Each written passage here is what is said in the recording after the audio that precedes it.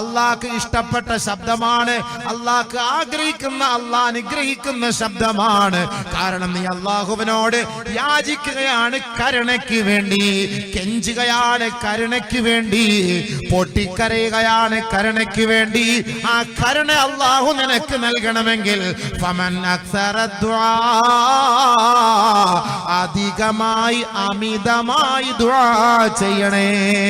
ഒരു കുഞ്ഞ് കൂടുതൽ നേരം കരയുമ്പോ ചെറിയ തോതിൽ കരഞ്ഞാല് തള്ള വന്ന് മെല്ലെ മെല്ലെ ഒന്ന് തട്ടി നോക്കൂ, ഇല്ല കരച്ചില് നിർത്തുന്നില്ല, വീണ്ടും വീണ്ടും കരഞ്ഞുകൊണ്ടിരിക്കുമ്പോ ഉമ്മയുടെ അവസാനത്തെ പണി ആ മുലപ്പാൽ എടുത്തു വെച്ചു കൊടുക്കലാണ്. അതോടുകൂടി ആ കുട്ടിയുടെ കരച്ചിൽ അവസാനിക്കുകയാണ്. ഇതുപോലെ തന്നെയാകണം നമ്മുടെ ആവശ്യങ്ങളും ആഗ്രഹങ്ങളും ആവേശങ്ങളുമെല്ലാം തന്റെ റബ്ബിനോട് പറയണേ. തന്റെ റബ്ബിനോട് അധികമായി അമിതമായി പറയണേ. ചെറിയ തോതിൽ പറഞ്ഞു നിർത്തരുതേ, ഒരു പ്രാവശ്യം കൊണ്ട് ചുരുക്കരുതേ, വീണ്ടും വീണ്ടും ചോദിച്ചു കൊണ്ടേയിരിക്കണേ.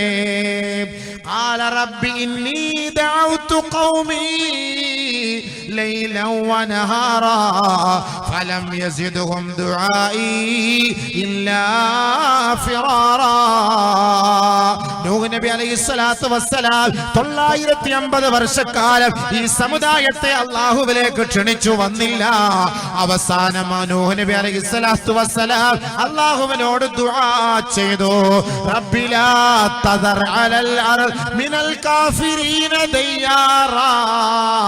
ഈ ഭൂലോകത്തൊരു അഹങ്കാരികളെ വെച്ചു മുറിപ്പിക്കല്ലേ അല്ലാഹ്. അല്ലാഹുവിന്റെ ഭാഗത്തു നിന്ന് ഇജാബത്ത് കിട്ടുന്നത് വരെ ദുആ ചെയ്തുകൊണ്ടേയിരുന്നു. അല്ലാഹുവിന്റെ പരീക്ഷണം അവരെ തേടിയെത്തിയില്ലേ. വയസ്സനായ സക്കറിയ നബി അലൈഹിസ്സലാം, ബഹുമാനപ്പെട്ട സക്കറിയ നബി വന്യവയോധികനാണ്. 80 വയസ്സോളമായി ഒരു കുട്ടിക്ക് വേണ്ടി ദുആ ചെയ്തുകൊണ്ടേയിരിക്കുന്നു. ഒരു ദിവസമല്ല, 100 ദിവസത്തോളം ദുആയോടെ ദുആയാ. വലം അകും ബിദുആഇക റബ്ബി ശഖിയാ. അല്ലാഹുവേ, ഞാൻ വയസ്സനായതുകൊണ്ട്, കിഴവനായതുകൊണ്ട് എന്റെ ദുആ ഞാൻ ഇവിടെ നിർത്തുന്നില്ല. അല്ലാഹ്, നീ എനിക്ക് തരുന്നതുവരെ നിന്നോട് സമരത്തിലാണ്, നിന്നോട് ചോദ്യത്തിലാണ്, നിന്നോട് കണ്ണുനീരോടുകൂടി ഈ വിനീതൻ യാചിക്കുമത്രേ അല്ലാഹ്. അതുകൊണ്ട് ഒരു കുഞ്ഞിനെ തരണമേ അല്ലാഹ്.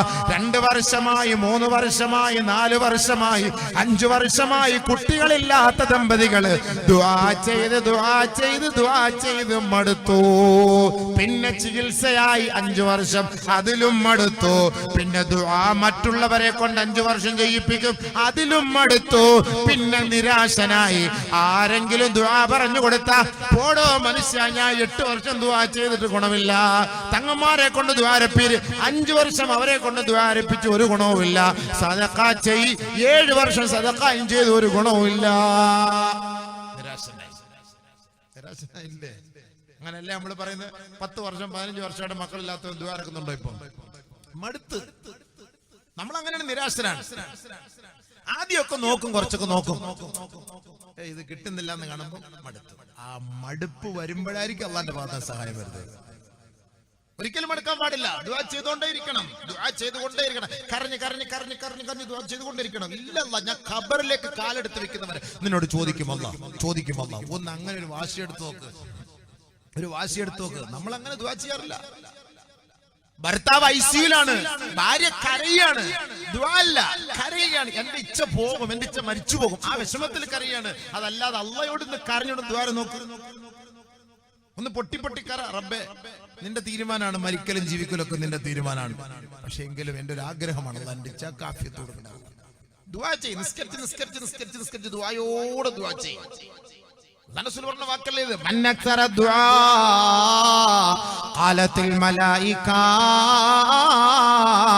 സൗതും മഅറൂഫ് വദുആഉം മുസ്തജാബ വഹാജത്തും മഖ്ദിയ.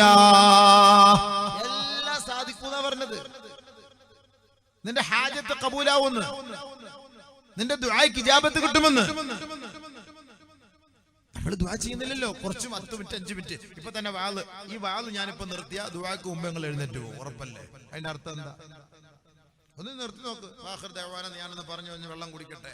നിങ്ങൾ എഴുന്നേറ്റ് പോകും, പകുതിയിൽ കൂടുതൽ എഴുന്നേറ്റ് പോകും. എന്നിട്ട് ഓക്ക് വയ്യ, ഓൾക്ക് വയ്യ, ജോർക്ക് ജോലിയില്ല, ഓക്ക് ജോലിയില്ല, പുറയിൽ ഭയങ്കര പ്രശ്നം, കുട്ടികളില്ല, മക്കളില്ല, മാതാപിതാക്കളില്ല.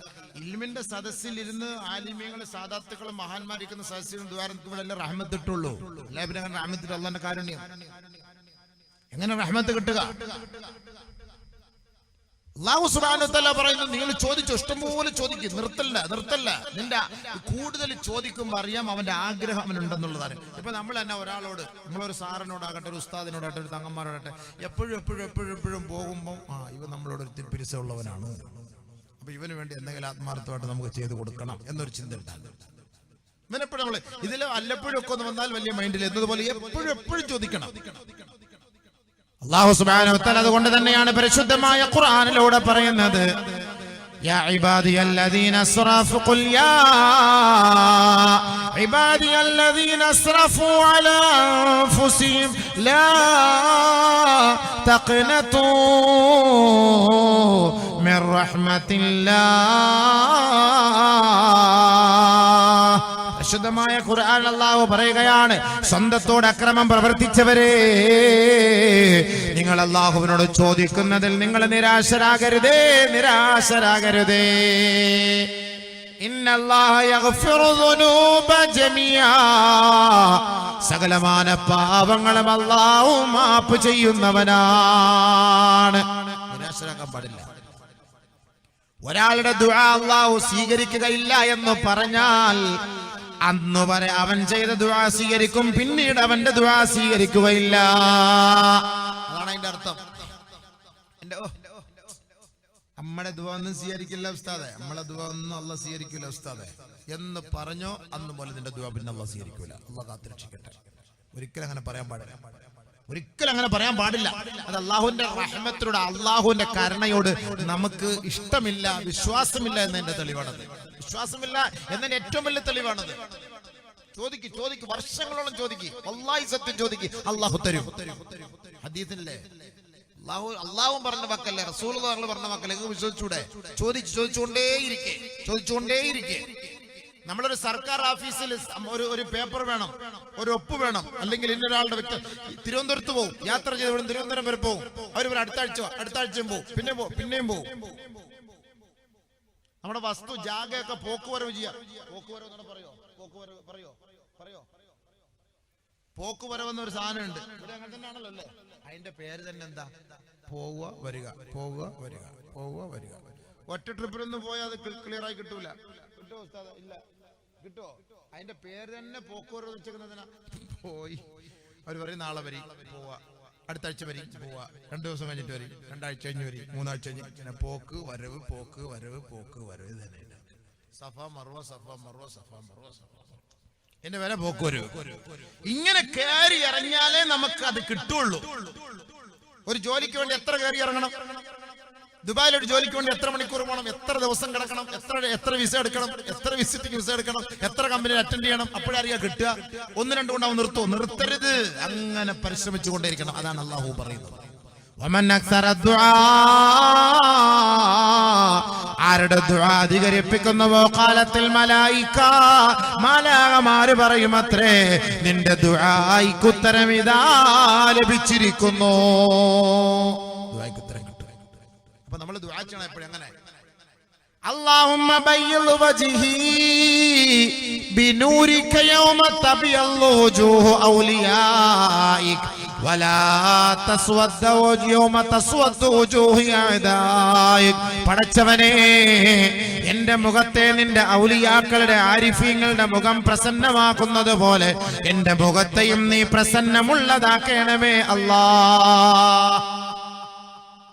മഹാന്മാരൊക്കെ പറയുന്നു, ഒളുവെടുക്കുന്ന സമയത്ത് നിങ്ങൾ മുഖത്തേക്ക് വെള്ളം മുഖം കഴുകുമ്പോൾ ഈ ദുആ നിങ്ങൾ ചെയ്യണം. ശാഫി മദ്ഹബ് അനുസരിച്ച് ഒളുവെടുക്കുമ്പോൾ നമ്മൾ നിയത്ത് ചെയ്യുന്നത്. നമ്മൾ ആ നിയ്യത്ത് ചെയ്യുമ്പോൾ നമ്മൾ ആ സമയത്ത് ദുആ അല്ലാഹുമ്മ ബയ്യിദ് വജ്ഹി ബിനൂരിക യൗമ തബിയല്ലു വജൂഹു ഔലിയായിക വലാ തുസവ്വിദ് വജ്ഹി ബിളുൽമാതിക യൗമ തസ്വദ്ദു വജൂഹു അഅദായിക. അല്ലാഹുവേ, നിന്റെ നൂറ് കൊണ്ട്, നിന്റെ പ്രകാശം കൊണ്ട് എന്റെ മുഖത്തെ നീ പ്രസന്നമാക്കണമേ അല്ലാഹ്. നാളെ നിന്റെ ഔലിയാക്കൾ, അമ്പിയാക്കൾ, ആരിഫീങ്ങളുടെ മുഖത്തെ പ്രസന്നമാക്കുന്നത് പോലെ എന്റെ മുഖത്തെയും നീ പ്രകാശമുള്ളതാക്കണമേ റബ്ബേ.